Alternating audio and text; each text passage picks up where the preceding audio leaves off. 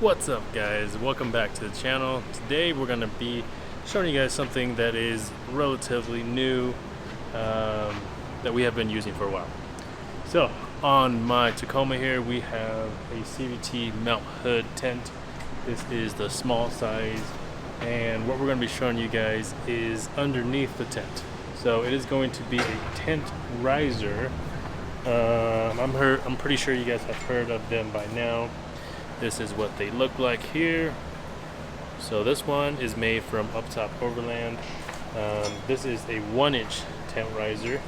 So the reason why you should use a tent riser, or might want to, is because of a couple reasons. The main reason why we use it is because to create a little bit of space between your tent and your roof rack. And here's what I mean. So on my Tacoma, I have a bed rack, and this is basically a roof rack on top of a bed rack.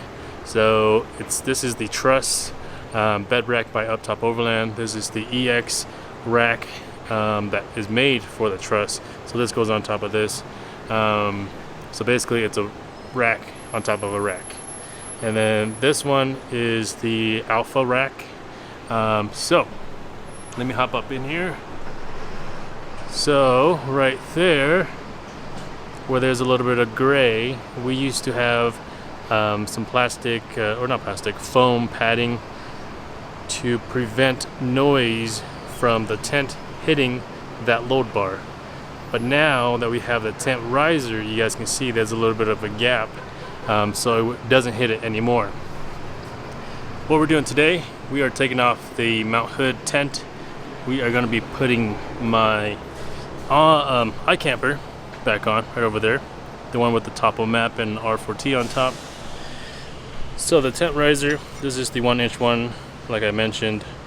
Basically it just gives you a little bit of room, so it allows for the bed to flex, prevents it from hitting the top, which it was doing, and rubbing the entire foam piece that I had up there off. So that's the reason why we have it on our Tacoma. And if you guys have a 4Runner, which I'm going to go outside and show you guys here right now. Alright, so we are outside. Here is our 4Runner. So if you guys look up, you can kind of see a little bit of a gap between the roof rack and the tent. That is because of the tent risers that we installed, the 1-inch ones,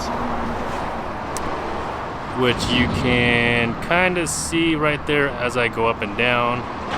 Sorry for the road noise, we're right next to the street here. But yeah, that's where it is, and it doesn't look too bad. It doesn't look like there's just a tent hovering over the roof rack. Oh yeah, we got a new bumper, by the way, which you guys will probably see in a later video. This is made by Expedition 1. Super nice bumper. I really like it. Probably one of my favorite bumpers so far. But I'll show you guys that later. But yeah, that's what that is. And why you guys would want it on the 4Runner is because the tent has two basically tracks that run from front to back. And what happens on the 4Runner is that the two tracks will hit all the other load bars on the roof rack. So for example, this one is mounted on this load bar and then the farthest back one. So all the load bars in between, when we hit a pothole or anything on road or off road, this tent hits the two or the other load bars that are not secured down with bolts and nuts. So that creates vibration. So that creates a lot of noise on the inside, which is not preferred, obviously, especially for having a super expensive tent and then a super expensive rack.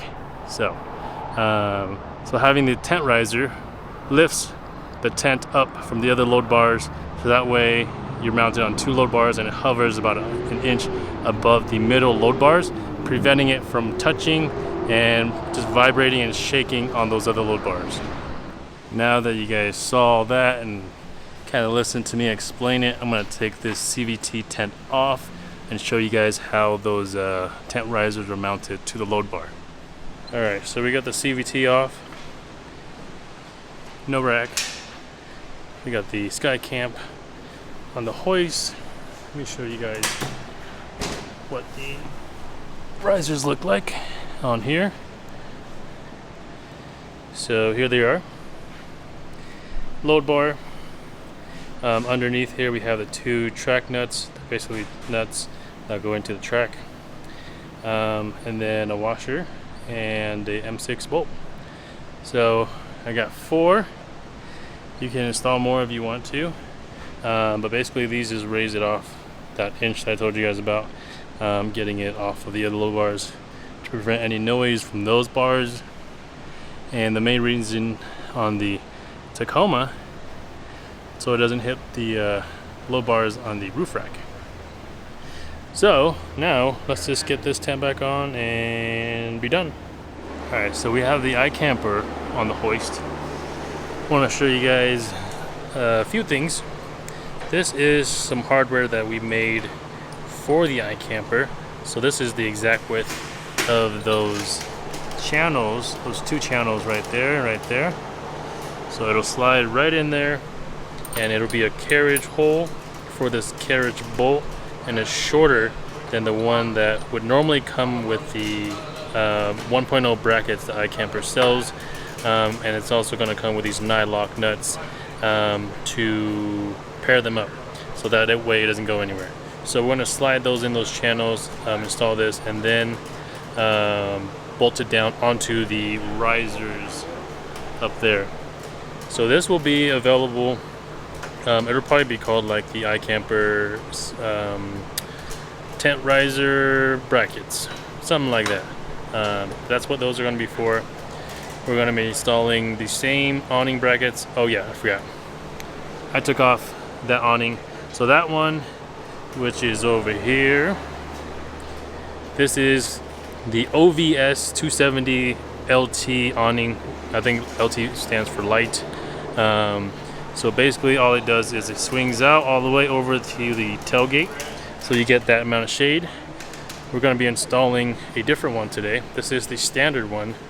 So the difference is that you're going to get more shade. So normally, just pretend this is the awning length right here. It swings open, covers you while you're under the or behind the tailgate. This one swings back and it also swings forward, so you get this more amount of shade versus the LT. So we're going to install that. We'll show you guys later. But being that it is a little bit heavier, a little bit longer, we're going to install 4 of the extended awning brackets instead of 3 like we had over there. And we're also moving it to the driver's side because the Sky Camp opens up over there. If we were to put the small side towards the front, which is the way it was designed, so it would hit the awning that we had over there. So we're going to mount it on the driver's side. So I'm going to do that real quick and get back with you guys. All right, we are done. The Sky Camp is back on and it looks really good. I really missed this look. So we got on this side the awning brackets, the extended awning brackets, and you can see why they're called extended awning brackets.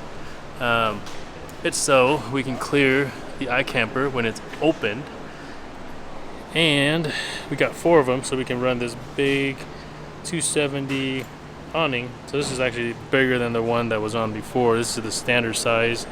The one that was on before was the light or the LT. So yeah, today's over, so we're gonna do that tomorrow, but I think you guys have seen that before, so we're not gonna redo that. Alright guys, so that is pretty much it for this video. Hope you guys found it helpful. For those of you guys looking to run a tent and you need a little more clearance between your tent and the rack itself, just for reasons like getting your hand in there to mount stuff, mount the tent is pretty hard already. So having a little bit of room definitely helps.